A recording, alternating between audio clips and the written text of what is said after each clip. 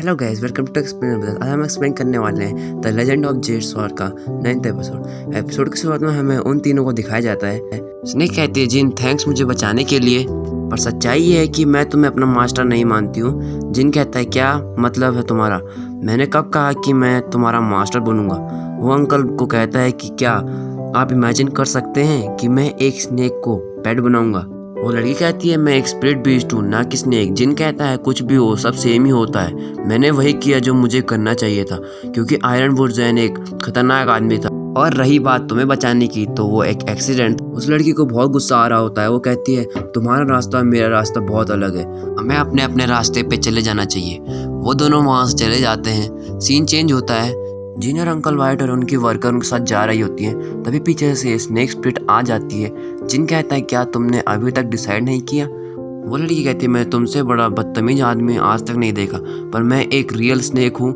मैं ह्यूमन की तरह दया नहीं दिखा सकती। तुमने मेरे लिए जो भी किया है, इसलिए मैं तुम्हें यहाँ नहीं छोड़ सकती। जिन सोचता है क्या इसका मतलब स्नेक मेरे साथ चलेगा। तभी वह वर्कर गर्ल कहती है प्रिंस चुन सियाओ के ट्राइब में कुछ हो रहा है। तभी वाइट आगे जाकर देखता है। वो कहता है जल्दी चलो। वो सब दौड़कर चिन सियाओ के ट्राइब में पहुंच जाते हैं। जिन कहता है ये सब कैसे हुआ। वाइट आसपास देखकर कहता है ये आग अभी अभी लगाई है। तभी उस लड़की को चुन सियाओ दिखती है। वो जाकर देखती है। वो देखती है कि चिन सियाओ के फादर और चिन सियाओ दोनों मर गए थे। वाइट और जिन उसको देख के इमोशनल हो रहे थे। सीन चेंज होता है। हमें जिन की पुरानी बातें दिखाई जाती है। जिन अपनी मदर को कहता है स्नेक डेमन गलत नहीं है, हमने पहले उसके बेटे को मारा था, बदला तो उसने लेना ही था। हमारे पास उसे ख़त्म करने का कोई रीज़न नहीं है। उसकी मदर कहती है जिन अगर फ्यूचर में तुम्हें गवर्नर की पोजीशन मिले तो तुम्हें अपनी वीकनेस को नहीं दिखाना चाहिए। देखो इन स्ट्रीट में मरे हुए लोगों को, क्या इनके कोई मिस्टेक थी, क्या इन्होंने कुछ गलत किया था। स्नेक डीमन ने बिना सोचे समझे इन सबको मार दिया। हमें पता चलता है कि ये सब जिन अपने मन में सोच रहा था।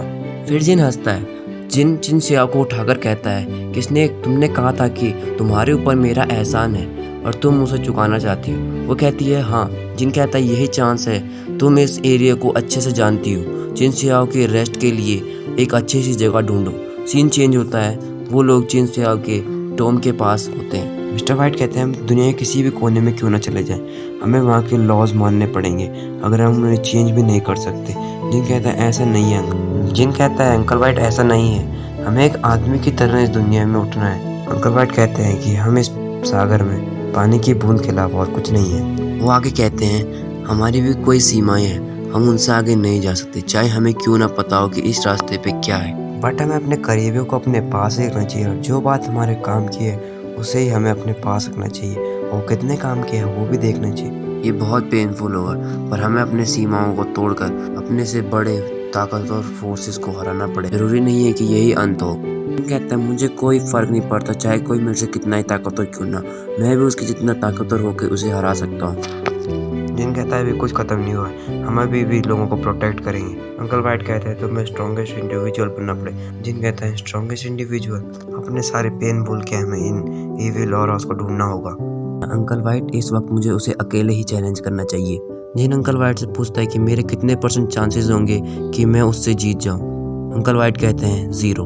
वो कहता है अंकल वाइट मुझे कितनी ट्रेनिंग करनी होगी कि मैं सरपेट विंग से जीत जाऊँ। तो अंकल वाइट कहते हैं तुम्हें अभी 3 साल की ट्रेनिंग करनी होगी। जिन कहता है मैं इतने दिन इंतजार नहीं कर सकता। अंकल भाई कहते हैं अगर तुम यहाँ से गए तो मैं तुम्हारी जगह डीमन से लड़ने चला जाऊंगा। जिन कहता है ऐसा करने की कोई जरूरत नहीं है, ये लड़ाई एक ने शुरू करी थी और एक ही खत्म करेगा। ये सब मेरी वजह से शुरू हुआ था और मैं इसका सोल्यूशन ढूंढूंगा।